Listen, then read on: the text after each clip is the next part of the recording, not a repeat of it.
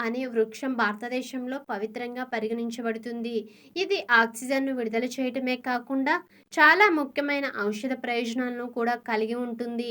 రక్తంలో చక్కెర స్థాయిలు, మలబద్ధకం మరియు ఉబ్బసం వంటి సమస్యలను అడ్డుకునేందుకు రావి చెట్టు యొక్క వివిధ భాగాలైన వేర్లు, బెరడు మరియు కాండం, మూలాలు, ఆకులు మరియు పండ్లు ఉపయోగపడుతున్నాయి.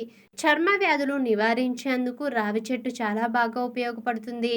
లేపనం రూపంలో రావి ఆకు సారాన్ని గాయంపై రాస్తే గాయం నయం చేయడంలో సహాయపడుతుంది. యాంటీ ఇన్‌ఫ్లమేటరీ గుణాల కారణంగా తామరకు సంబంధించిన మంటను తగ్గించడంలో ఇది సహాయపడుతుంది. రావి బెరడు శ్లేష్మ కణాలు లేదా ఇతర శరీర కణజాలాలను సంకోచించడం ద్వారా విరేచనాల లక్షణాలను తగ్గించడంలో సహాయపడుతుంది. రావి బెరడు యొక్క ఎండిన పొడిని అలెర్జీ నిరోధక శక్తి కారణంగా శ్వాసకోశ సమస్యలను అడ్డుకోవడంలో ఉపయోగపడుతున్నాయి. పొడి రావి ఆకుల నుంచి తయారైన మాత్రలు మలబద్ధకాన్ని అడ్డుకోవడానికి ఉపయోగించవచ్చు. అలాగే చక్కెర స్థాయిలను తగ్గించడంలో ఉపయోగపడుతున్నది. రావి చెట్టు ఆకులు రోగనిరోధక శక్తిని పెంచడానికి తోడ్పడతాయి.